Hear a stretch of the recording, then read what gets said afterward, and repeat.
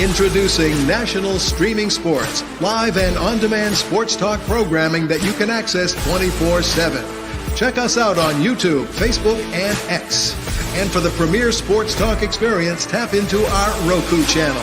Start your mornings with Mac and Jack covering all the weekend sports action.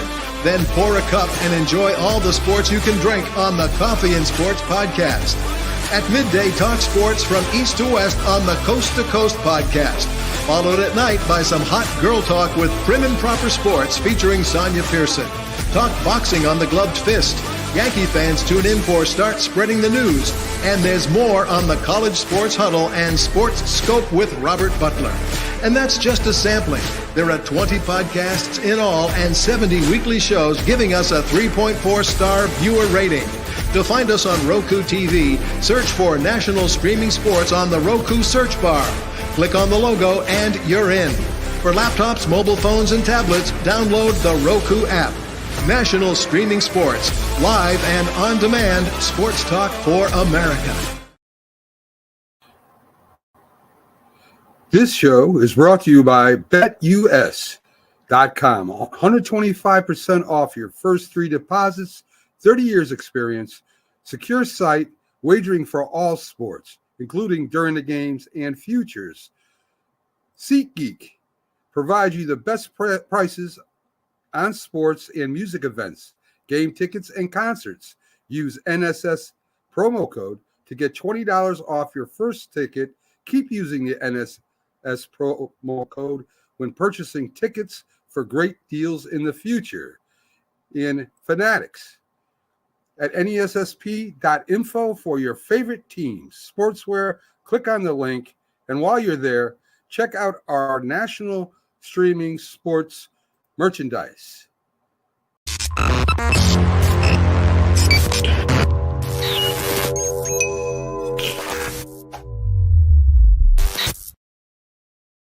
The liberty to, be on the back bus behind the Yankees, go through, take part. That would be the proper thing to do, Mac. It would.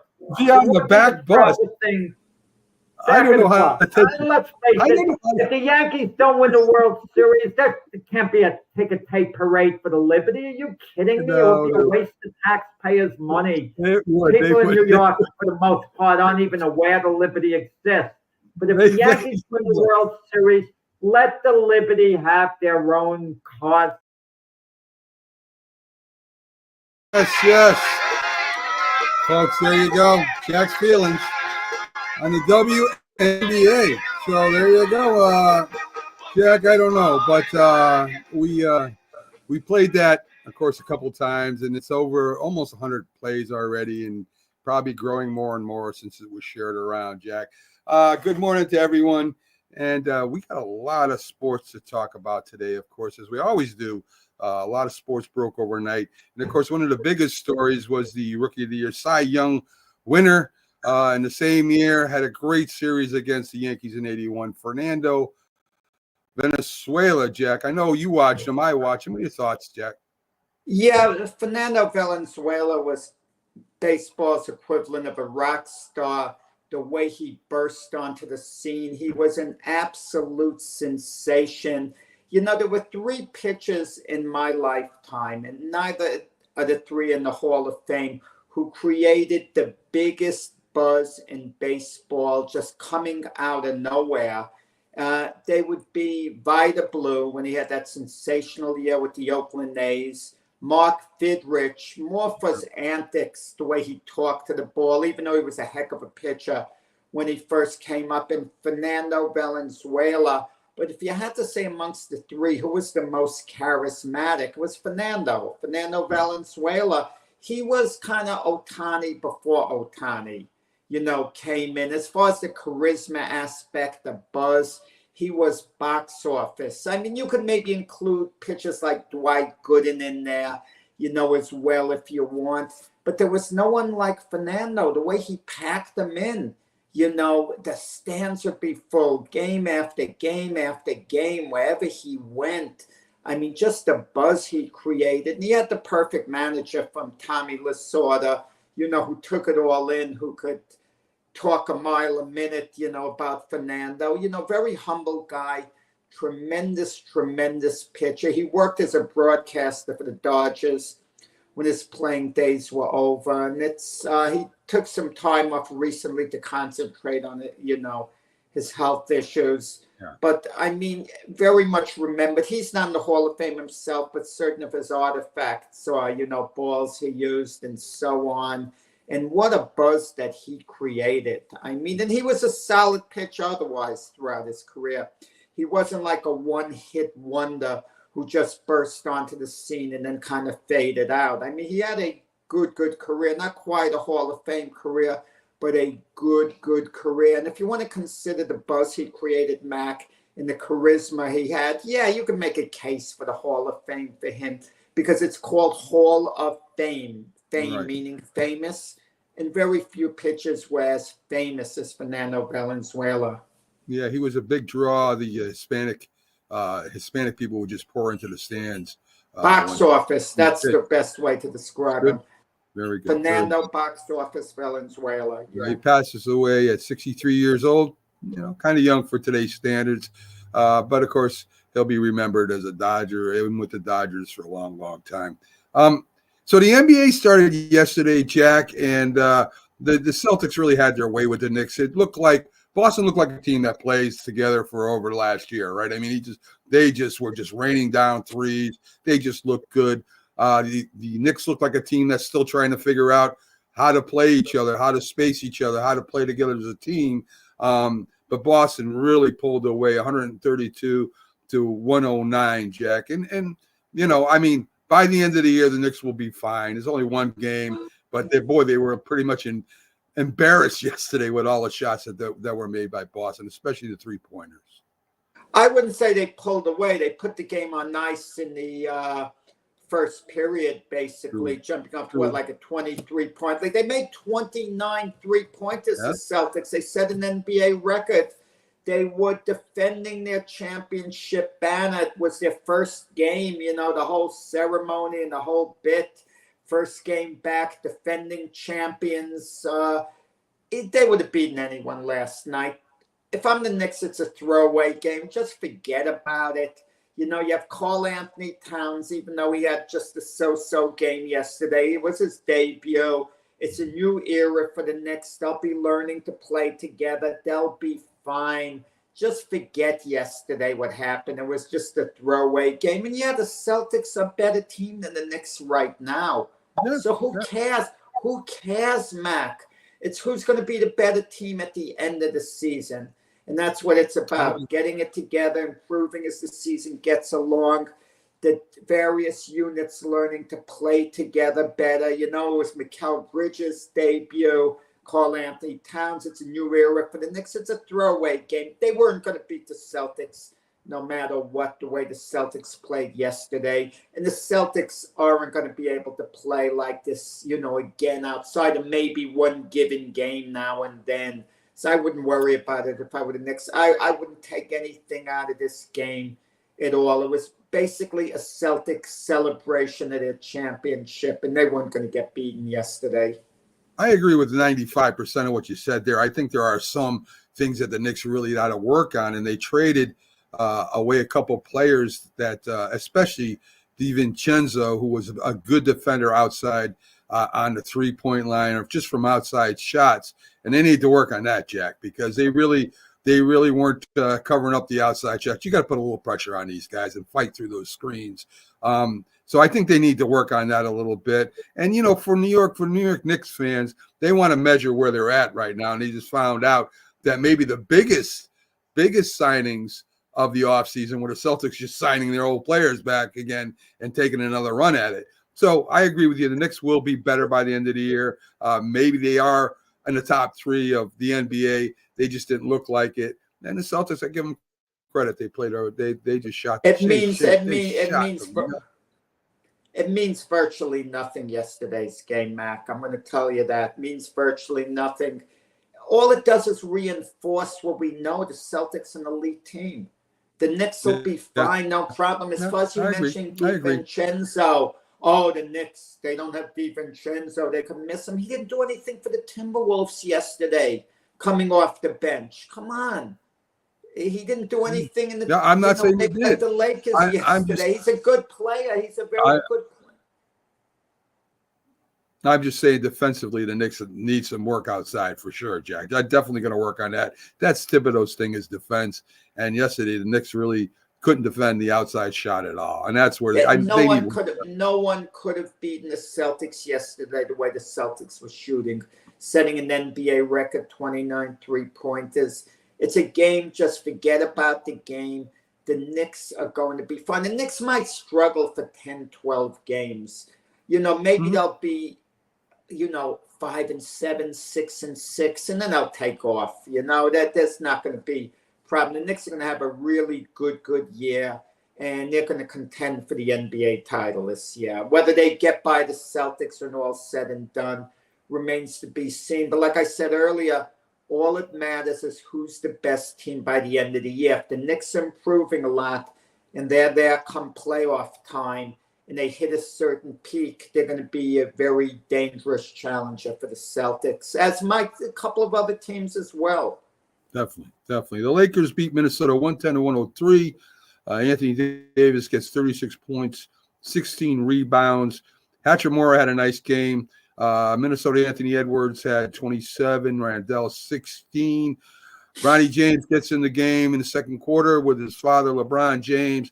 And I hope this is it until we're done talking about this, until Bronny James actually plays a good game in the NBA, because I don't care about him and his father on the court at the same time. It's a nice thing. It's a great thing. First time in history in NBA.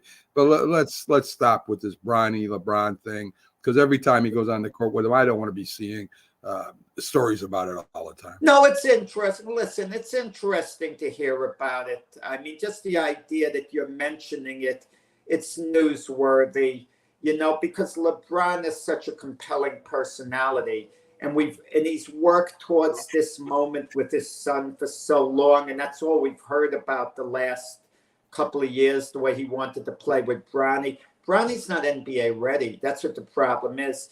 What would concern me a little bit with the Lakers is you have a player like Cam Reddish, a former number 1 draft choice. He sat on the bench the whole game for the Lakers. He didn't see the court at all. And Bronny saw the court. He got in.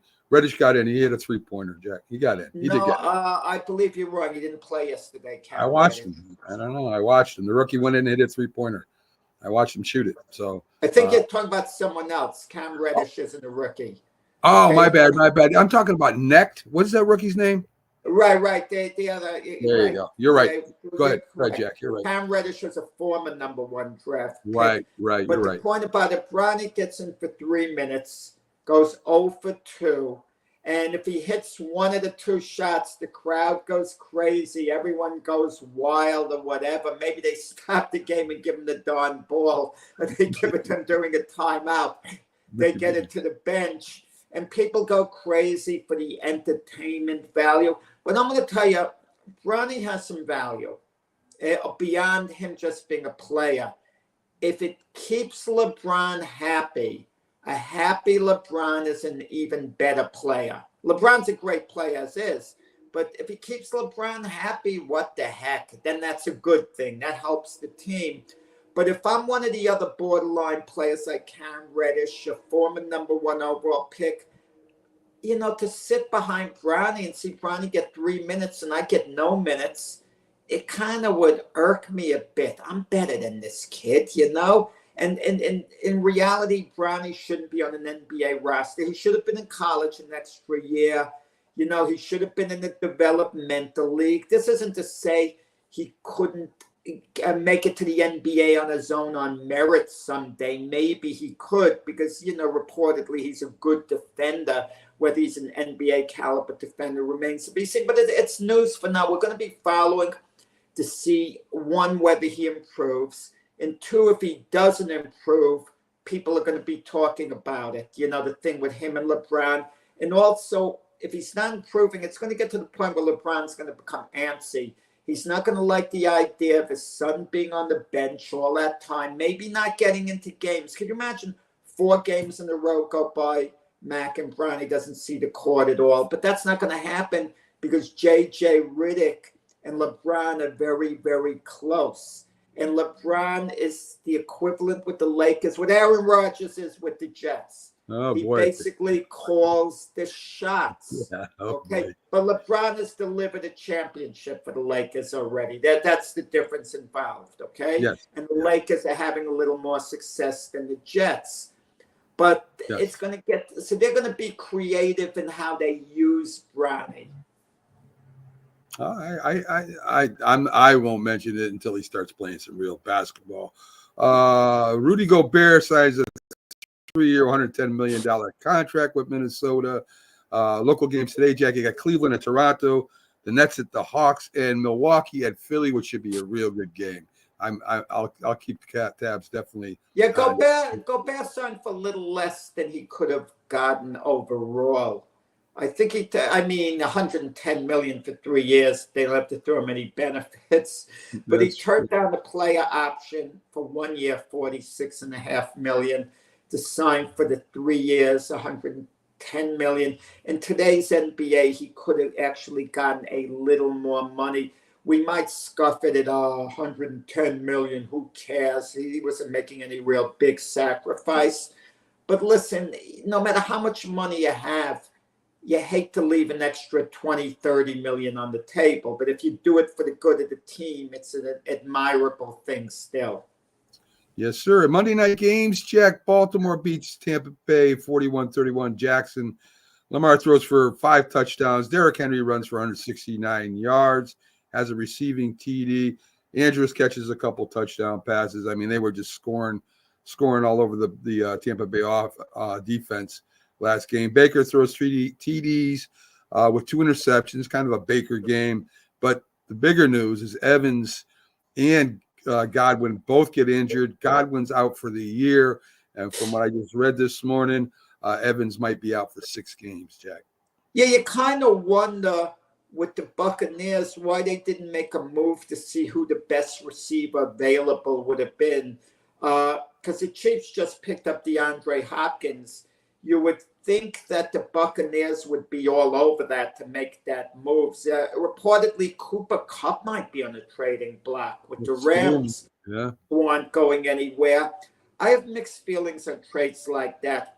Teams oftentimes won't go after a receiver of the caliber DeAndre Hopkins because they're scared to give up certain draft choices. DeAndre Hopkins went to the Chiefs for 4th round conditional draft choice. I don't know what the conditions of that are, but even if the Chiefs lose a 4th round draft choice, it's not that big a deal. A 4th round draft choice has some value, but if you're looking to three-peat, DeAndre Hopkins, come on, he's going to help you. He's going to help you a lot. Okay, at one point he was one of the best receivers in the NFL. And he still might be that if he has the right quarterback. He hasn't had the right quarterback for quite a while. And Cooper Kupp, if you're a contending team and you can get Cooper Kupp for a 3rd round draft choice, why not make the darn deal? I don't get it. I don't get it at all. Who are you going to get in the 3rd round that is going to have such value that you wouldn't go after Cooper Kupp? If you take the Jets, they got Malachi Corley, a receiver who they don't even use as a 3rd round pick in the draft. And that's what happens with a lot of teams. You go after Cooper Kupp if you can get him. You don't give up a 1st round draft choice. I understand that. But you mean to tell me you can't give up a 3rd round selection for a receiver that caliber? Cooper Kupp has been injured last couple of years quite a bit, and that might be a little reason why some of the teams are a little skittish about going after him. I mean, if you're going to use him as a number 1 wide receiver, which Tampa Bay would, and then you bring in another wide receiver that gets injured, I don't know if that's a good move, Jack. Maybe as a 2nd or a 3rd receiver for some team, I could see that. But Cooper Kupp is outstanding when he's on the field. But like I said, the last 2 years, he's been injured quite a bit. But he's worth a 3rd round draft pick if you can get him. And you could have him beyond this year. He's definitely worth a 3rd round draft pick from someone. Arizona upsets the Chargers. 17-15, Kyle Murray, 145 yards, 1 touchdown interception. Also ran for a touchdown. Herbert threw for 349 yards, Jack, but didn't throw for a touchdown. So that's just telling me that San Diego is moving the ball down the field and kicking field goals. I mean, San Diego, LA Chargers. And, you can't win by just kicking field goals, Jack. And Arizona, again, here they go. They beat a good team. They lose to a bad team. They beat a good team. It's just they're too up and down for me. Yeah, you're right. In this league, it's hard to win by just getting field goal after field goal. It's just really, really difficult. Justin Herbert, he's not a finisher anymore. He's not a finisher. He tends to settle for a lot of field goals with the Charger offense, and he's lost his edge. I mean, 2-3 years ago, he was considered a top 5 quarterback in the league. We had a hard time a couple of years ago deciding who was a better quarterback, Josh Allen or Justin Herbert. They were like equals. It was like a coin flip. Who was better? 50-50. Now you ask everyone who's a better quarterback. Everyone would say Josh Allen. And what's happened to Justin Herbert? He's become an average quarterback, a little better than average at most. And is he going to get his mojo back with Jim Harbaugh? Jim Harbaugh's singing his praises, saying he's going to win a Super Bowl for us, this and that. And maybe it's the Chargers style of offense. But against Arizona, you needed a quarterback who was going to be a difference maker, who was going to pick the team up.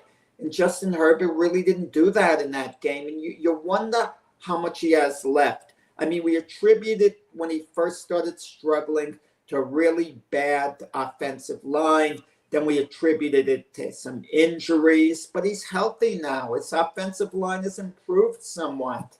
I mean, they drafted Joe Alt in the first round from Notre Dame with the 5th overall pick, so they're putting emphasis on the offensive line. I don't know, how much Justin Herbert's going to rebound. All you need for him to do, if you're the Chargers, is for him to get back to what he once was. He's certainly young enough. Well, I know they lost Keenan Allen to the Bears, Jack, and I don't know what receiver that he can go to that will give you them touchdowns. I'm not sure if his receivers are as good as they were a couple of years ago. That could be it, and it could be because of the style that Harbaugh plays, Jack. It could be a mixture of both. I mean, maybe he doesn't have that big target that can make those catches in the end zone. I don't know. I know a lot of quarterbacks can throw touchdowns without those big wide receivers too, but maybe that affects them. But another excuse, right? There was talk about a reunion with Mike Williams, who is a former Charger, because he's certainly expendable for the Jets right now. But what people don't realize is Jim Harbaugh didn't coach Mike Williams. So it's not really a reunion at all to Jim Harbaugh. As far as he's concerned, Mike Williams would be a brand new player to him who he never coached. So there might be an emotional attachment to Mike Williams in the Charger organization, those who've been there a while, but there's none to Jim Harbaugh. He might have to get talked into getting Mike Williams, but something should go down with the Chargers soon, I would think, for, to get a receiver. But how many good receivers are available? We talked a little about Cooper Kupp, but we're not even sure that he's available. That's just speculation. We only throw his name out there because the Rams seem to be out of contention. That's the only reason we throw his name out there. Yeah. We'll see what happens tomorrow night. Of course, bet us, folks. The QR code right at the top of the screen. All you got to do is scan it with your mobile phone or go to nessp.info, and we have the direct links to give you great deals, 200% off, 125% with certain transactions. You also got even a insurance. If you don't place your bets right, they give you 10% of your money back. So anyway, check it out. I got to tell you something funny. You mentioned tomorrow. Oh, I'm sorry if I cut it. If this is like an advertisement, I didn't know what I did. Yes, it is. But anyway, check out betus.com. But use our links to get those great deals. Go ahead, Jeff. BetUS.com. I got to reinforce that because I got cut in. BetUS.com, everyone out there. But bet responsibly. Only bet what you can afford to lose. Do not exceed what you could afford to lose no matter what. Understand? Right. Only bet what you can afford to lose. Yes. Mac, talk about crazy rumors you see in the news. I mean, you love coming on and talking about these crazy rumors. Someone throws a rumor out there, you're all over. You dignify it. I'm going to dignify it. I'm going to play your role today. This is absurd, though. You see in the news a rumor going around that the Vikings are interested in possibly making a trade with the Rams for Matthew Stafford. That's ridiculous. Because the Rams will be out of it, so they may be looking to move on. First off, who on earth would play quarterback for the Rams? Unless the Rams are going to make a deal, Sam Darnold for Matthew Stafford at this point in the season. And, the whole team chemistry. I mean, I don't get this. Sam Darnold's played really well this year. I mean, He knows the Vikings system. So you're going to send Sam Darnold to the Rams to all of a sudden start. He'd have to learn a new system. He'd be completely lost. Matthew Stafford, a veteran, I'm sure he'd be able to pick up a good amount.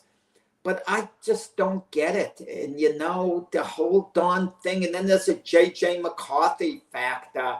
If Matthew Stafford ever came to the Vikings and he decided he wanted to play the next few years and he could play at the type of level he's capable of, you have no use for J.J. McCarthy in reality. He's not. How is he going to be a quarterback of the future? It's just these silly rumors. You can't do a quarterback for quarterback trade in season because it's complicated to learn the system. This isn't like a wide receiver who could do things on the fly. I agree, Jack. And Rick just popped in. Thanks for joining us, Rick. Of course, a big Minnesota fan. I imagine he's heard the rumor too. I think it's silly, Jack. I mean, listen. I mean, why would you have a team that's 5-1 and want to trade your quarterback who's playing pretty well? I mean, he's had one game that he didn't look too good in, and maybe a fumble or something or interception at the end of the game. But he's playing really well. You're 5-1. I go back to records again, like I did with Fields, even though it looks like I might be wrong with that one. But anyway, look at, I think Sam Darnold's doing fine. That's not going to happen, Jack. I mean, why don't they trade? Let's do Stafford and Kupp for Darnold and Adams. That would be the great trade, right? We'll swap receivers at the same time. Adams, you mean Justin Jefferson? Yeah. No, give him the second one. You're not going to give up Jefferson. Give him Kupp. I mean, you get Kupp for Adams, and it's a quarterback receiver trade. Adams on who? The Jets? On the Vikings. On the Vikings. The second best. Addison maybe. Addison, am I saying it right? Thank you. So Addison, yeah. So then you could have a receiver that they could throw to right off the rip too. Let's just do it. That's ridiculous. Yeah. So anyway, yes, it's ridiculous. I wouldn't worry about it, Jack. Sam Darnold's still in check. So anyway, the Vikings are giving 3 to the Rams at home. So yes, Rick, it is. It's just nuts. The Vikings are giving 3 to the Rams. I don't see how the Rams even stay with the Vikings. I know they got Stafford. Just the Vikings defense all over Stafford, the way they turn over the balls. You still got you got a good receiving core, as we just talked about. Kupp may play, and be back for his first game. But you've got a great receiving core. You've got a very good running back on the Vikings who's having a decent season. Aaron Jones. I mean, the Rams are going to have to stop him too. I don't see the Rams staying with the Vikings yet.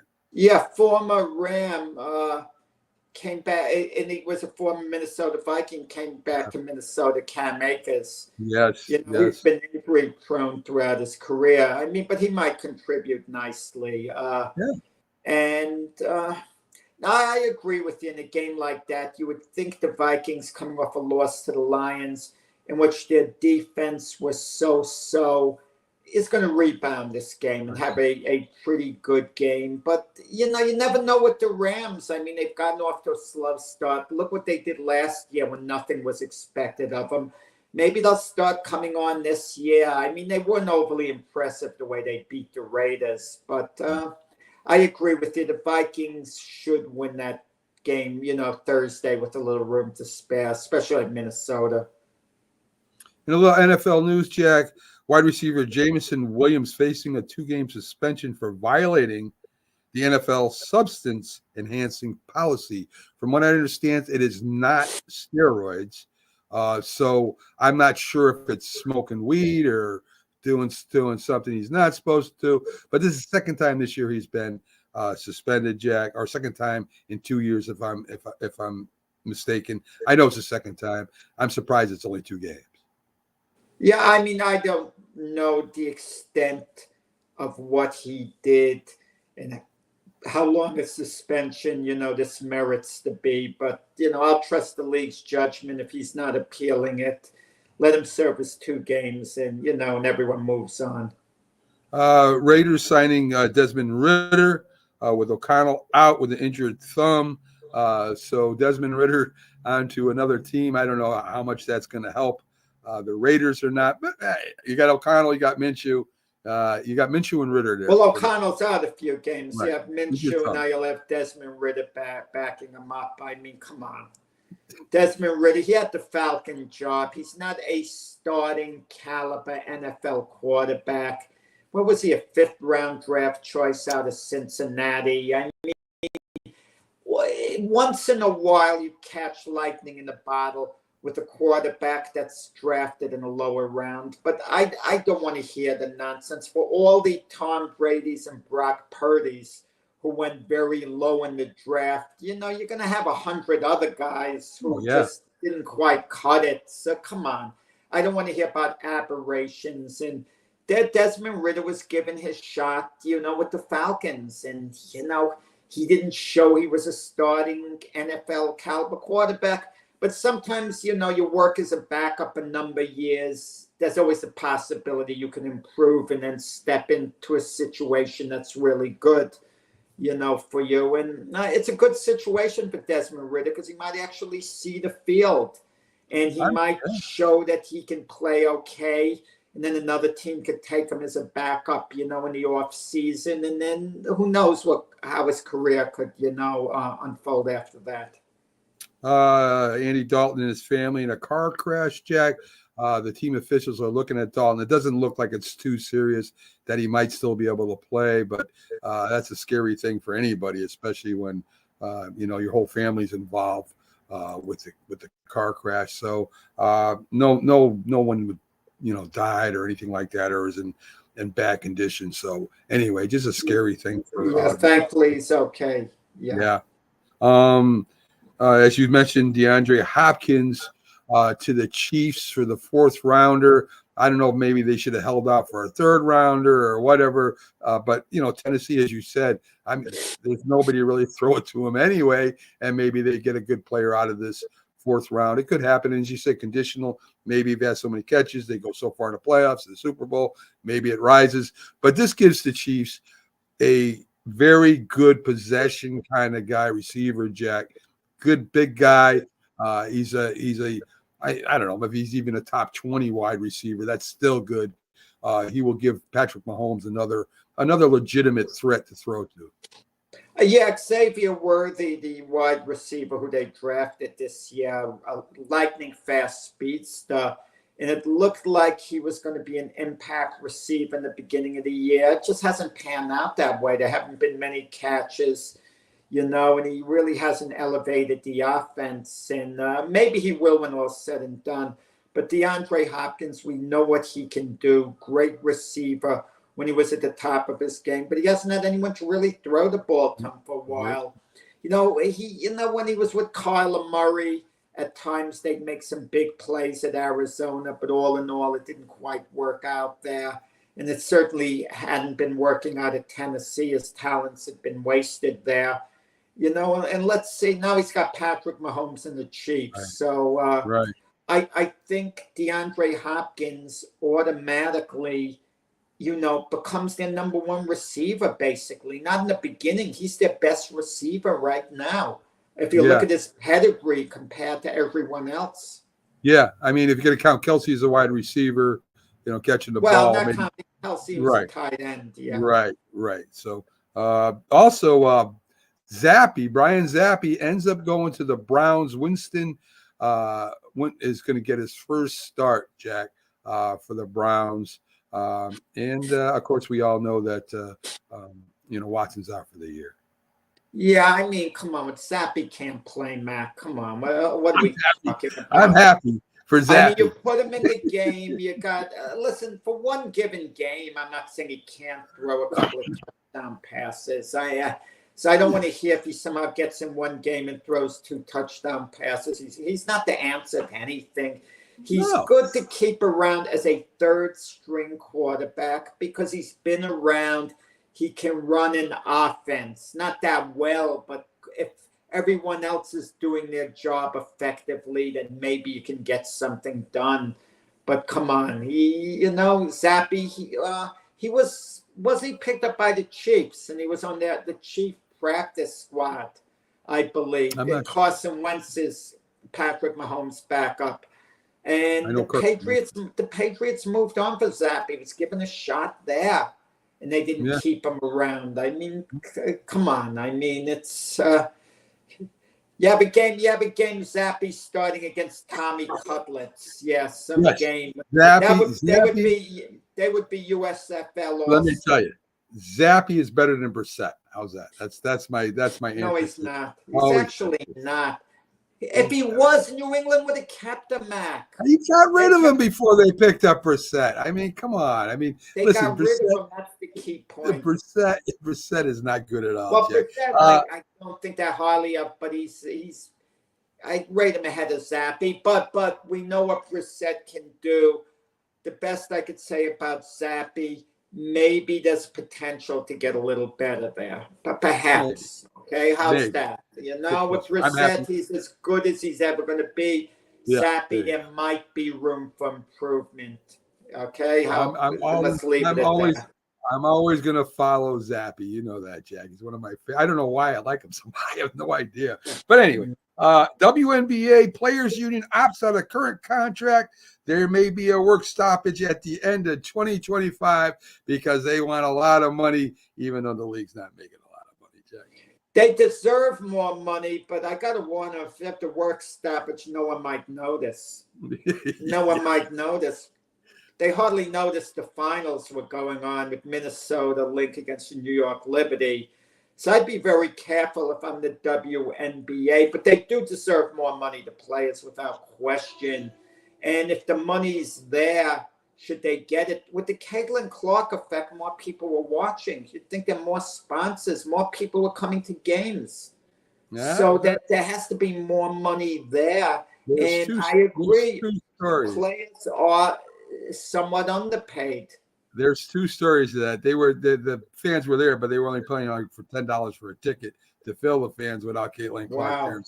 So I mean, there's 2 different stories there. And again, ESPN is the only one carrying them. If you don't have another major company bidding to get that price up to be able to get more money into the league, it's hard to manage a league like this. And the NBA just keeps forking over the money to keep them alive. I don't even know if they're running the league by themselves. I don't even know if the NBA is still involved in that. I didn't even read into that. The work stoppage isn't going to. I can't see any. A work stoppage can help if you have leverage. It doesn't seem like they have any type of leverage, for that. But I feel for the women in the league because they do deserve to get paid more than they have. For athletes, they're getting paid extremely low. So I'm sympathetic on that account. But what can be done? I mean, if you don't have anyone bidding against ESPN for TV rights or for this or for that, they're restricted in what they can get done.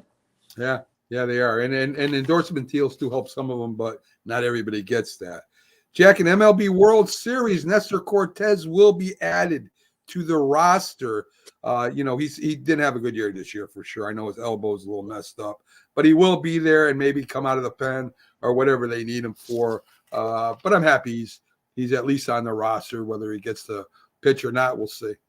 I got to tell you, with Nestor Cortez, you got to respect the heck out of him.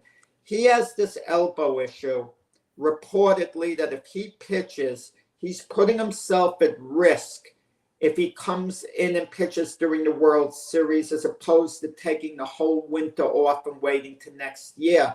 His attitude is, I know what the risks are, but it's worth it to get a World Series ring. It's worth it to be a World Series champion.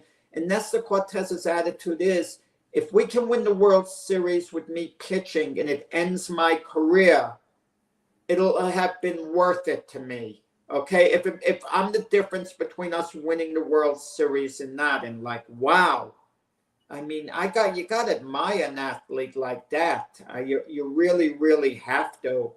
I remember also Willis Reed, when he was hobbled and injured before that famous 7th game against the Lakers. They asked his coach, Red Holtzman, are you going to play Willis Reed?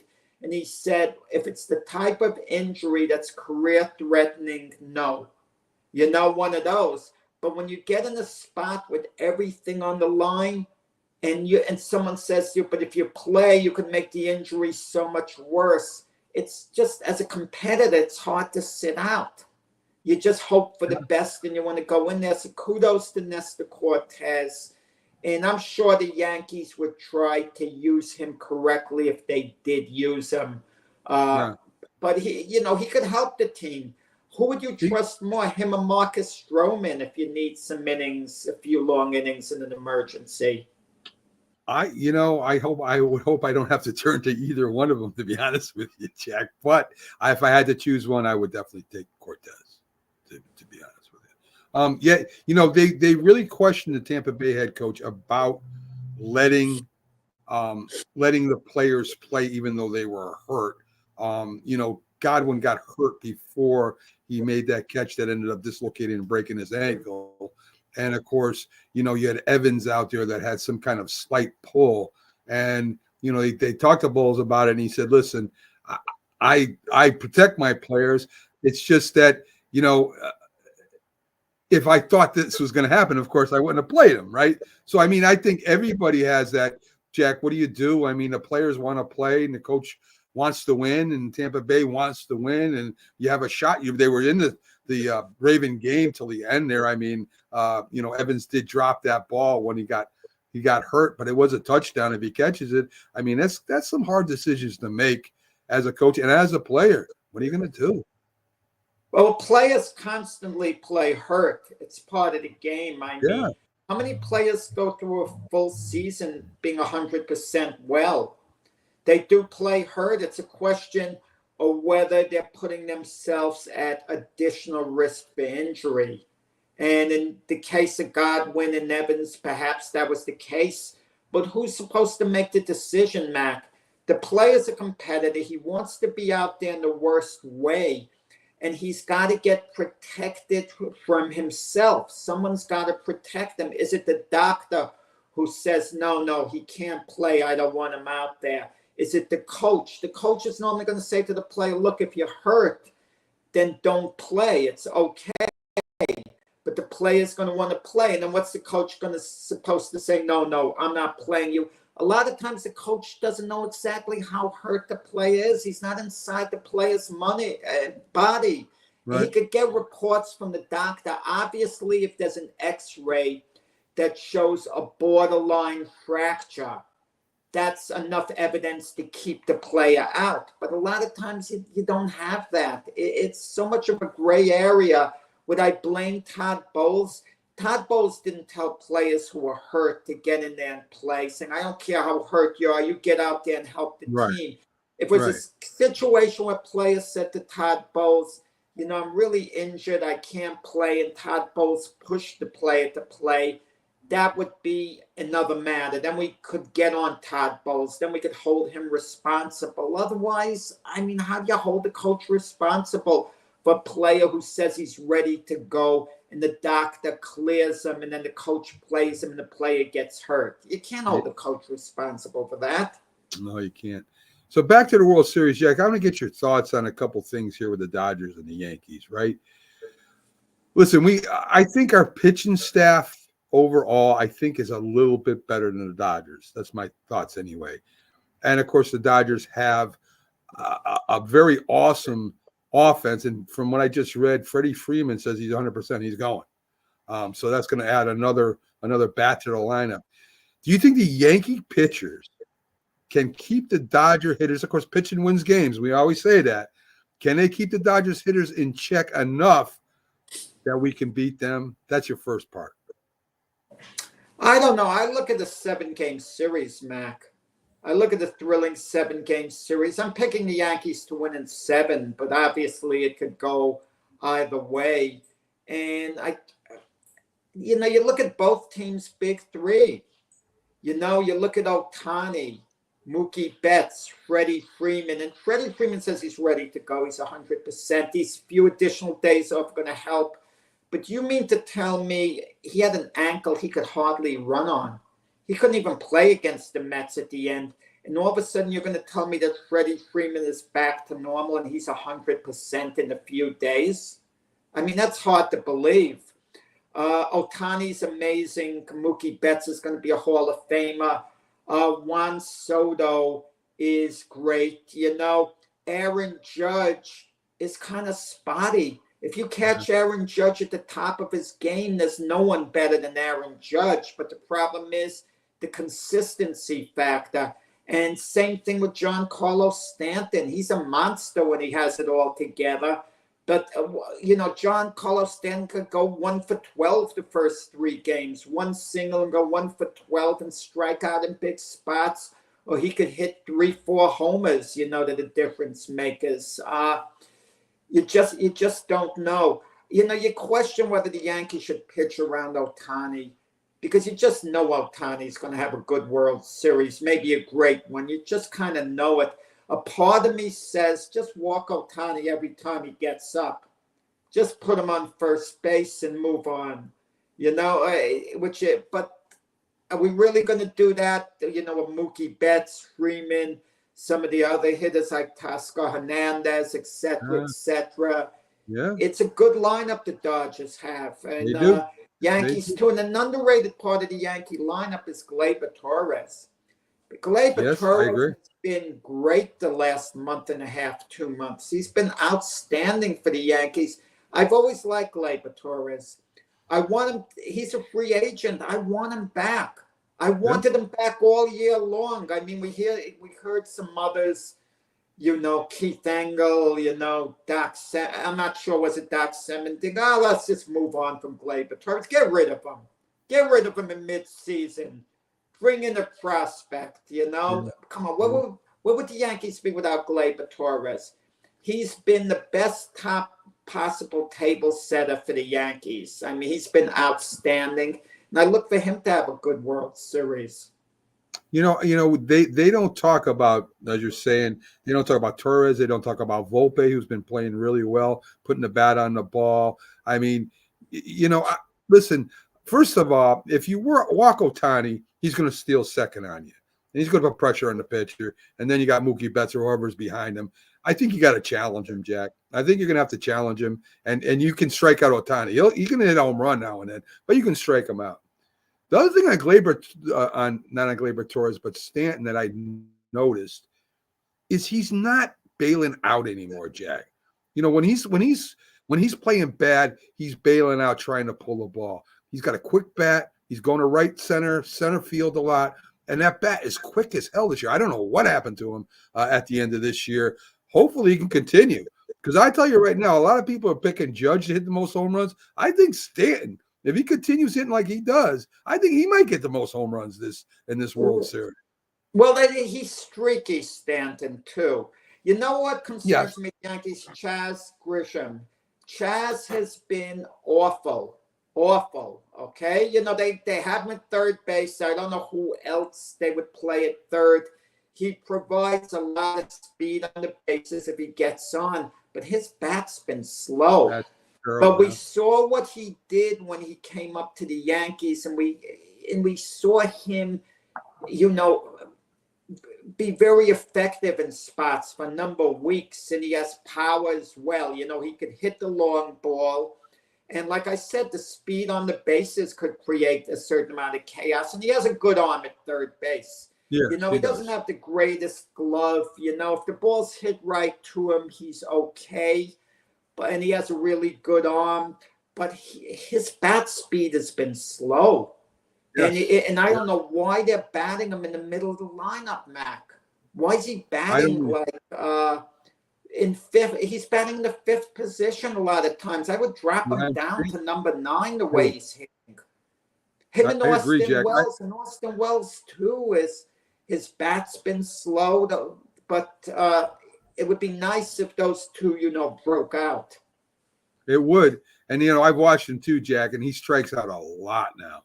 I mean, he's not even putting the bat on the ball. And, I mean, if he does get hit, I think he got a sacrifice fly or something last game. That's all well and good.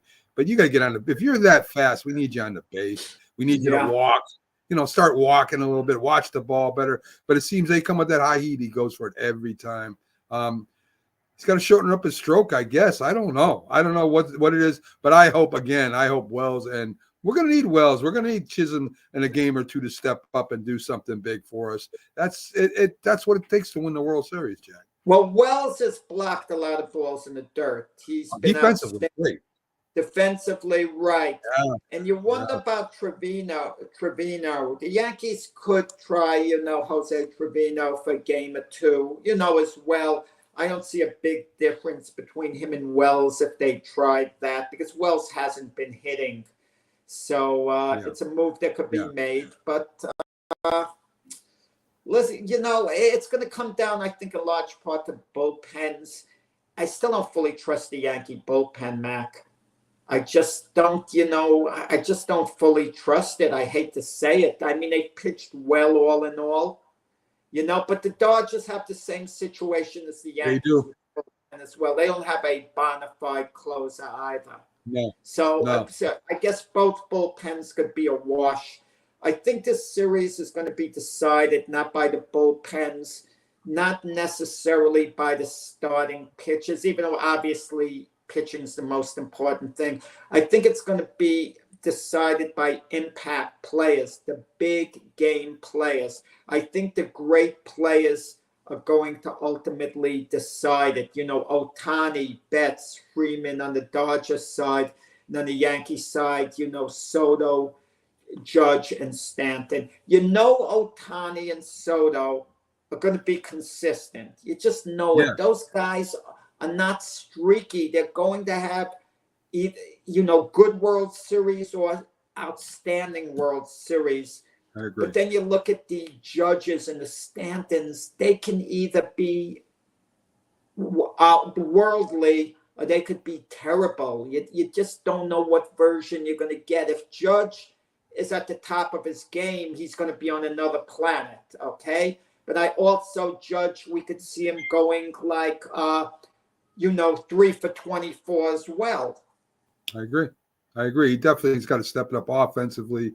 He seems to be swinging at, he's swinging at balls that he shouldn't be swinging at, breaking down, out of the strike zone, swinging at these balls. But a couple of big home runs in the Indian series. Yeah. Let's not, a couple of big home runs, when they intentionally walked Soto to pitch to Judge, and it turned out to be the right move in a way. Judge did hit a sacrifice fly. He did get the run in.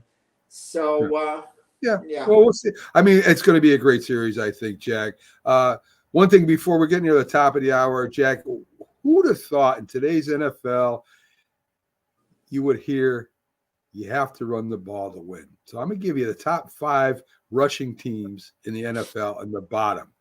So the top 5 are the Baltimore Ravens, the Philadelphia Eagles, the Commanders, Detroit, and Green Bay.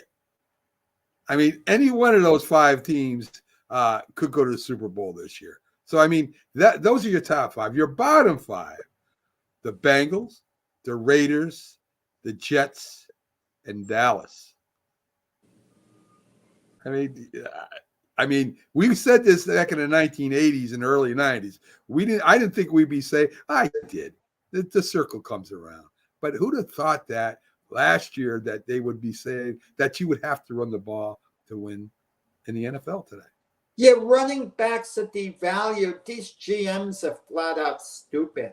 Flat out stupid.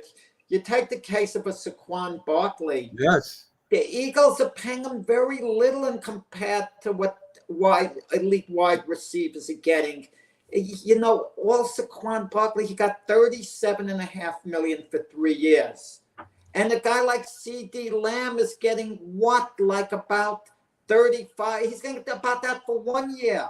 Yes. So CD Lamb is getting for 1 year what Saquon Barkley's getting for 3 years. I mean, it makes no sense, Mac. It makes no sense. I mean, Giants really got kind of torched a little bit. You know, I know you hate this Saquon Barkley talk, but come on. How dumb Joe Shine can be to tell him go out there, get the best deal. He wants to get him for like a nickel on the dollar. Yes. I mean, come on.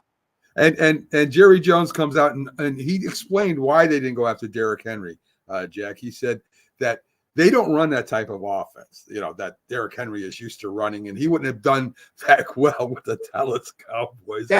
Shut up, Jerry. That sounds bad. You know what's better to say? You know what's better to say? What I was thinking. I didn't think Derrick Henry had that much left. I miscalculated. I thought he was maybe a little long in the tooth, and boy, has he proven me wrong. If I had a chance to do it over again, I absolutely would have gone after Derrick Henry. I blew it, guys. And people would have respected that answer more. Of course. Of course. Don't explain this Derrick nonsense. Henry was a little long in the tooth. I wasn't high on getting Derrick Henry. I didn't think with the Jets, you got to get Derrick Henry, add him on in addition to Breece Hall, and what a backfield we're going to have. I thought Derrick Henry's a little long in the tooth. He could still help a contending team, but he's going to be in the decline, and and leave it alone. Yeah, sure. I can see that.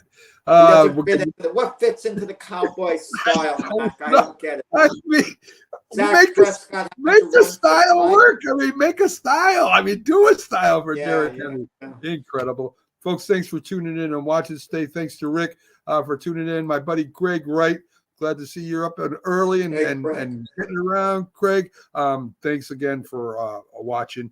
Up after us is Coffee and Sports. Stay with the Roku channel. All you got to do, folks, get a Roku TV channel search, National Streaming Sports, and you'll have us all day. And we're very busy. Wednesdays are one of our best days on National Streaming Sports.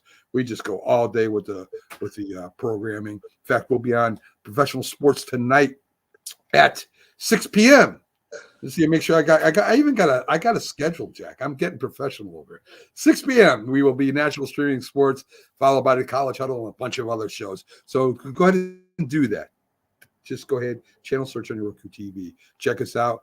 Jack, great job as always. Thanks for the participation. We love it. Have a great day. Stay out of trouble, and we'll see you later on tonight. Take it easy, folks.